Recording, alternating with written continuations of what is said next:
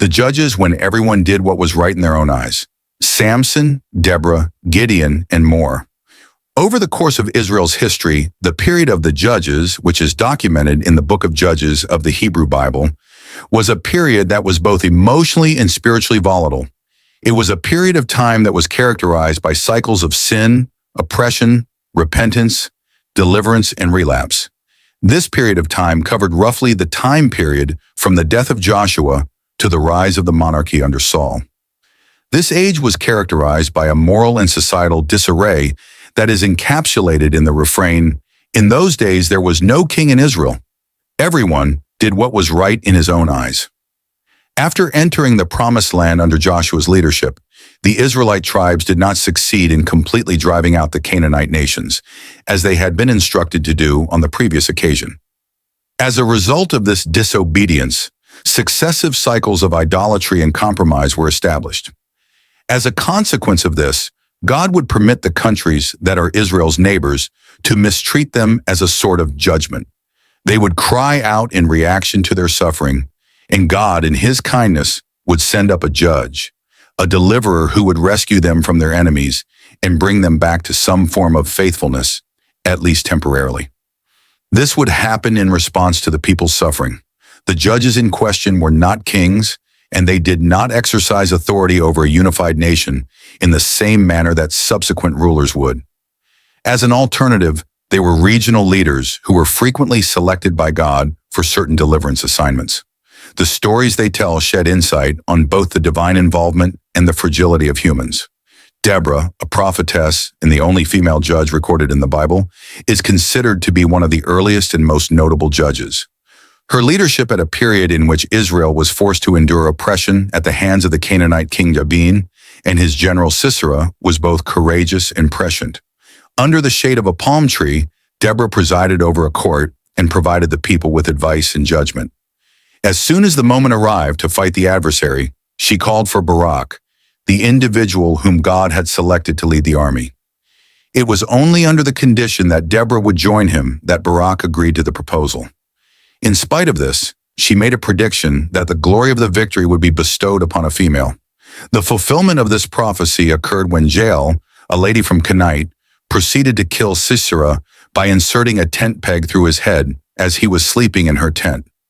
It is a poetic celebration of God's deliverance and a reminder to remember that true triumph belongs to the Lord that Deborah sings in her song, which is described in Judges chapter 5. Another influential character was Gideon, a reluctant hero who was summoned by God when he was hiding in a winepress in order to escape the Midianites. In the moment that the angel of the Lord appeared before him and spoke to him as a mighty man of valor, Gideon had a hard time believing what he encountered. Utilizing the suffering of his people as an example, he cast doubt on the existence and might of God. Immediately after God gave him the assurance that he would be with him, Gideon's change started. Despite his continued skepticism, Gideon made a request for evidence, which included the well-known fleece test, in which he asked God to validate his will by the use of supernatural dew patterns.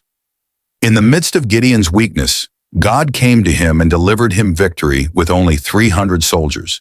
These men were selected by a strange method that involved screening them based on how they drank water.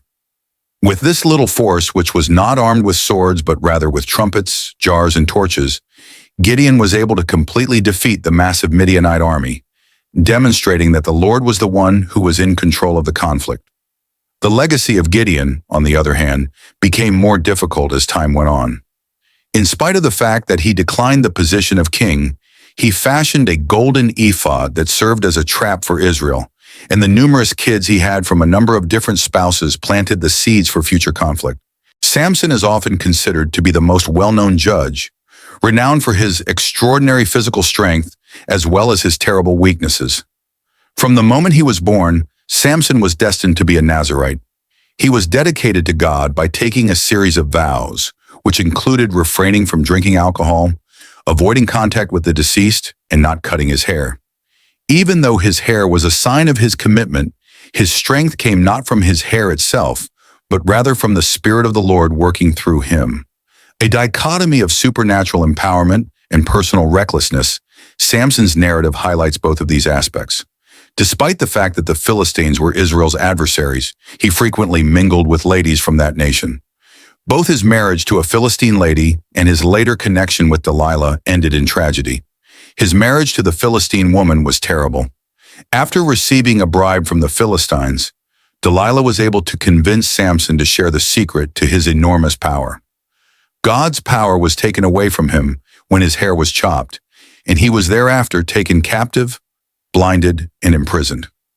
Nevertheless, in the dying hours of his life, Samson prayed to God for one last surge of inspiration and power. During the process of bringing down the pillars of a Philistine temple, he murdered more enemies in his death than he had in his entire life. This was a sobering conclusion to a life that was distinguished by both divine calling and moral compromise.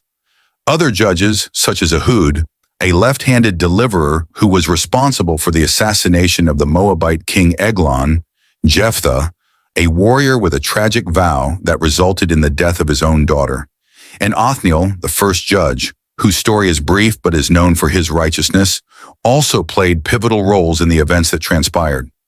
Each of their narratives is unique in terms of length and level of information, but they all add to the overarching theme of God's patience and the Israelites' will to persevere.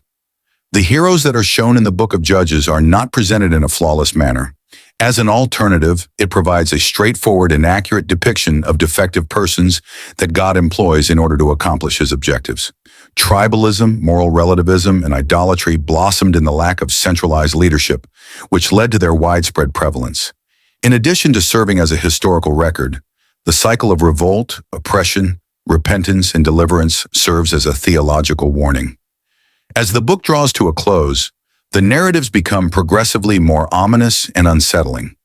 These tales include the occurrence of civil war, the mistreatment of women, and the breakdown of societal order.